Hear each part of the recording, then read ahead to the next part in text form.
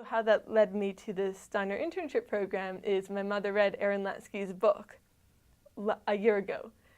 And she said, Vardit, you have to go on this program and you have to read this book. And this is your next academic adventure. It's all very exciting. It's all very enjoyable. I think everyone that's part of the program, they're all really nice and really interested in this and interesting in themselves. And I find them all really easy to get along with, which sometimes isn't the case. I'll end up somewhere and I'm like, there's no one I can talk to. But everyone here has been really easy to talk to and get along with. So the program itself has been great.